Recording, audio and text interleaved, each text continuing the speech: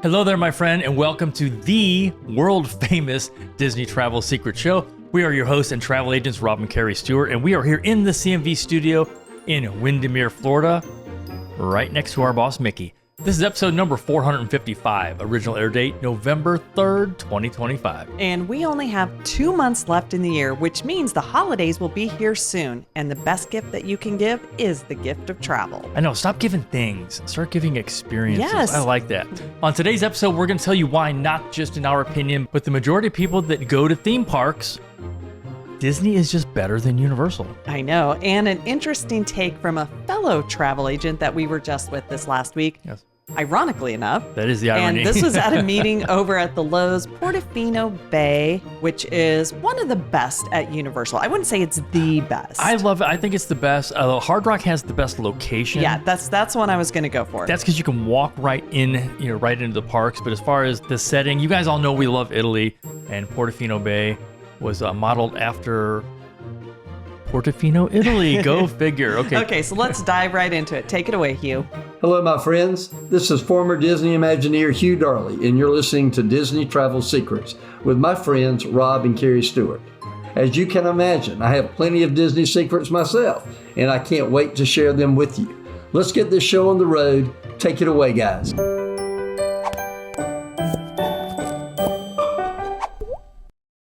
Okay, guys, are you ready for a really exciting show? And when I say it like that, I really hope it is. No, we are excited because tomorrow, November 4th, we are headed out to LA. Well, technically Anaheim, and that is for our annual Disney's Agency Owners Conference. Also called the Earmarked Conference, and this is a yearly event that brings together all of the earmarked agencies, which you guys and most probably know better as an authorized Disney vacation planner. And to be clear, it is an agency designation. Like Rob and I are not authorized Disney vacation planners. We are not. Our agency, Creating Magic Vacation, is. I can't tell you the number of times I hear other agents, not ours, and they're like, well, I'm an authorized Disney vacation planner. I was like, yeah, no, you're not. Your agency is. And that's a pretty big distinction. And something that a travel agent should know, actually. I know. But we can't wait to share with you all the new information that we'll be learning firsthand of what is coming in 2026. Yes. There's also something I want to mention. I'm going to be very, very generic. Very generic. Very. And it's not like I'm talking about something that isn't all over the internet, but there is a fairly large agency that happens to sell a lot of Disney products. And the controversy that I've not just been reading about, but talking to other agency owners, I'm talking to business development managers that aren't even part of Disney. And we were talking to one the other day. And so this particular agency is letting go a lot of their agents. So if you or someone you know happens to fit that category, know this. Kerri and I would love to have a conversation about having you join us right here at Creating Magic Vacations. And one of the things that really sets our agency apart is our training. Rob and I have been together for 20 years. Yes, we have. And we also have been running our own businesses, but we were both doing that well before we met. We had our own companies, and we actually have helped many people within our agency cumulatively do millions of dollars in sales and beyond. They keep going. We are very proud of that. So if you'd like to learn more, just head over to creatingmagicvacations.com, click on the form. It says join our team, literally. By doing that, you'll get a video. And if you like what you see and hear in the video, the next step is to schedule a call with me to go over the finer points and the details. Yeah, we do have a deadline, though, to join us for this year because our Agent Palooza event is in January. So at the end of November, that is kind of when we need to close things off. Yes. And one of the main reasons is because when you join us, part of your startup investment in yourself includes Agent Palooza, which is, it includes your 3-night hotel at Disney's Contemporary Resort, a lot of meals, parties, and a lot of fun. So lots of surprises. Exactly. So we can't say any more because our agents listen to this. If we say any more, they're going to find out secrets they should not know. Not Disney travel secrets. No, not Disney travel secrets. So today's thank you, I guess, and shout out is to you, our friends that are listening to the show right now. Maybe you're watching us on YouTube. Maybe you've been listening to us for years. Yeah. So we don't really look at our podcast numbers that often anymore. We decided, though, to do that this past week, and we wanted you to know where Disney Travel Secret falls in comparison to all podcasts, not just Disney related. There are lots of podcasts out there. Well, and the way they do that, most companies, they don't rank individual shows per se, but if you have, I don't know, X amount of downloads within the first 7 days of an episode, that's how they look at it. Yeah, because things can change over time. And although in individual categories like the Joe Rogan Experience, of course, they're going to rank those shows. He's the king of 'cause podcasting. He really is. But for us, with the average number of downloads per episode within the first 7 days, puts our show in the top 5% of podcasts in the world. Which is very humbling considering there are over 4.5 million podcasts out there.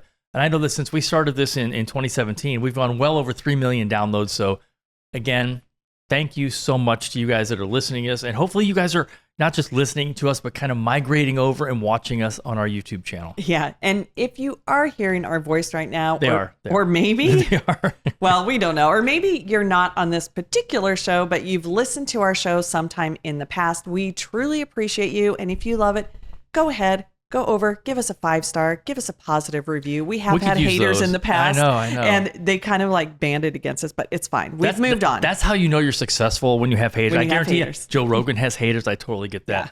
Now, this podcast is literally, and I mean literally, built our business. We kind of joke around. It's changed our business, our life, and our zip code twice. So without this podcast, we don't start our own travel agency, and that's where everything kind of began, is, with this podcast. So thank you so much for your support. So this week we have a really fun topic, and that is why Disney is just better than, well, Universal. We're not calling out Universal. I'm just saying.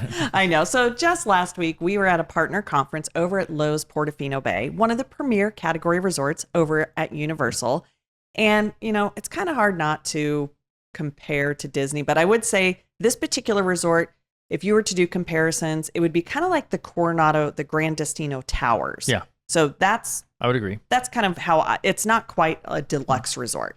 Well, there are 3 premier resorts over at Universal, Portofino, as we just mentioned, but also Hard Rock Cafe and Royal Pacific. Of the 3 resorts, Portofino is the furthest away from the actual parks.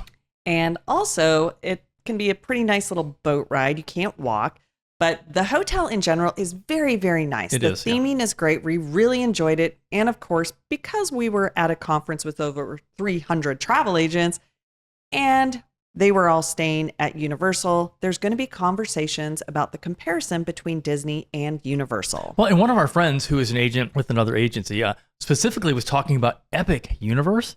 And I didn't expect her to say this. She said, it was okay, but for me, it's a one and done, which I've never said about any of the Disney parks ever in the history of Rob. No, it was really interesting.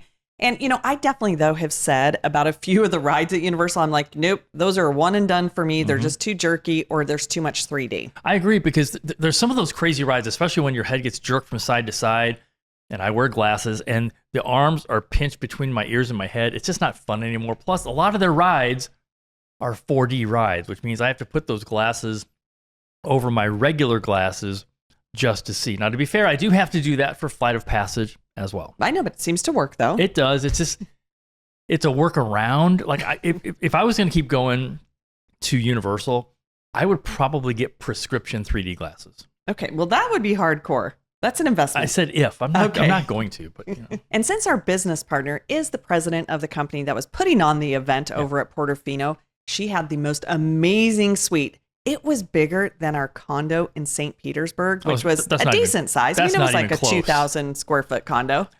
In 2,000 square feet, I mean, again, this room was bigger than that. It was huge. And you notice something right away. It's something that, we've talked about when we're talking about being, if you guys have heard this before, within the Disney bubble. Yes. And as beautiful as Lowe's Portofino Bay is, and it really is, from that suite, I was telling Rob, I was like, look out the window. Just, what do you see right there? And he's like, But no, when you said that, I'm like, oh, I see the other side of Portofino Bay. You're like, no, look beyond. I know. And it's not that far, but right in your face, you could see the DoubleTree Hotel, which was on the other side of the freeway.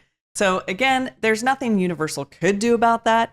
They have a very restricted amount of space that they work in, but it just shows you how much forethought Walt put into building Walt Disney World, where you don't see that stuff. And you also don't see it when you are in Disneyland and you're in the park, He even though built the there, berm. even though there's like a Marriott and a Hilton right on the other side, you never see it. That is true. Now, I do have a workaround for Universal. If you're at Universal or you know someone there and you're listening. Now, it would only be a fix for this particular view. Okay. You paint the DoubleTree to look like a building in Portofino. You're never going to get that done. In theory. No, because they don't own it. They don't own it. You know what? Here's your fix. You know what? They could pay DoubleTree, be like, oh, you're going to paint my building? Go. No, here's the fix. You shut the curtains. Wow, that is pretty harsh. And we talk about Disneyland versus Disney World, and that came directly from Walt's experience building Disneyland. That is, as soon as the park was announced, people around the Anaheim location started scooping up all the land around it. So Walt said, "Okay, I can't do a Walt voice, but he said, not for the Florida project." And what is always fascinating to me is how Disney sets the standard. I am super excited for the Earmark Conference because Disney just does it better, from the presenters, the entertainment, and the surprises. Well, last week, again, at this travel agent conference, there were a lot of presentations from different travel suppliers like the cruise lines and all-inclusives. But the one from Disney was the one that no one could compare to. Yeah, they didn't just talk about their destinations. They brought their stories to the audience through entertainment, actors, and so much more. So different. And they built a roller coaster that came right through the meeting space. They did not do that. But that would have been cool. That would have been cool. And I have to say, even Disney knows they are in a completely different league, and they're committed to their brand and really just being who they are. So you were just reading an article that talked about 2024 park attendance worldwide, and Universal was the only park in North America that went down in attendance. That is correct. Now, to be clear, all the Disney parks in North America were up in attendance, but none of them were up more than 1%. They were all up less than 1%. And for the general public, even us, that's not really a big deal. Universal was down, but again, less than 1%. I think theme parks in general in 2024 struggled a bit because we were out of that whole, coming out of the shutdown, the whole revenge travel. Yeah. Now everybody's like, okay, done. Got my revenge. I've done the parks. Now let's go someplace in Europe, or let's take a river cruise, or, let's go to Alaska. So those are the things people are looking at now. So we expected that the park numbers would go down just a little bit. Yeah. And, and it's kind of true with what we've even seen with our own client base. But people are just looking at other options. And with the internet out there, you're also getting inspiration for some places around the world that you didn't even know existed. And I think that's where Adventures by Disney and Nat Geo and Lindblad come into play. Now, to be clear, half of those places you see online are fake. They are AI. Some are a little fake. They are AI, artificial intelligence. And hands down, the most popular of those non-Disney or Universal vacations. I've been saying this probably for a couple of years. European river cruising. Yeah, but back to what makes Disney better. Yes, we're back. And this is true all the time. And having come off just another one of our private VIP tours where, yes, you do go backstage, you can't take pictures, but you see the minute details that even the public won't see. But the Imagineers still paid so much attention to detail to make sure that they were there. Right. So one thing you need to keep in mind when we're talking about this particular topic, it's not that we don't like Universal. We do. It's just that we love Disney. Yeah. And it really comes down to, at least for me, stepping into a story where you feel a part of it, or being transported to a place like Old Hollywood in Hollywood Studios. Love that. Or maybe even dining in Arendelle on the Disney Wish. And at Universal, even if you're going from one area to another, you can see the other area, where Disney, you don't really see those, those transitions. So here's a little piece of trivia about Disney Cruise Line. Did you know they are the only cruise line that is licensed to launch fireworks at sea?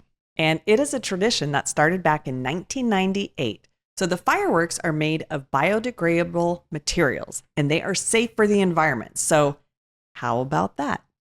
Well, that kind of leads me to my next project. I am Rob. No. That leads me to my next project. I am designing fireworks that are made out of fish food. I think they kind of have something like that, don't they? Yeah, because it was my idea. Okay. No, I really do. I feel like we've heard this from somewhere.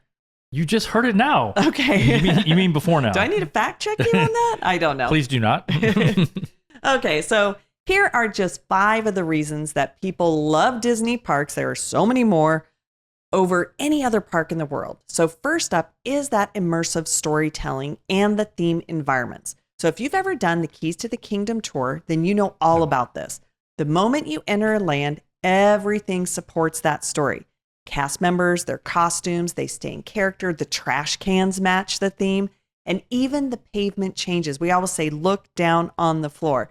And one of the things I think is really cool is in Galaxy's Edge, for example, you don't even have a single visible modern brand or an out of place element. Except so think for the of McDonald's. Well, there's no McDonald's in there, but think about like even if you're going to buy a Coke there, they're completely different. A water, it's really great theming. They're little round balls with Coke and Sprite that they bring in from the outer rim. Yep. Next up is the Disney difference when it comes to customer service. So cast members are literally empowered to create magic moments spontaneously.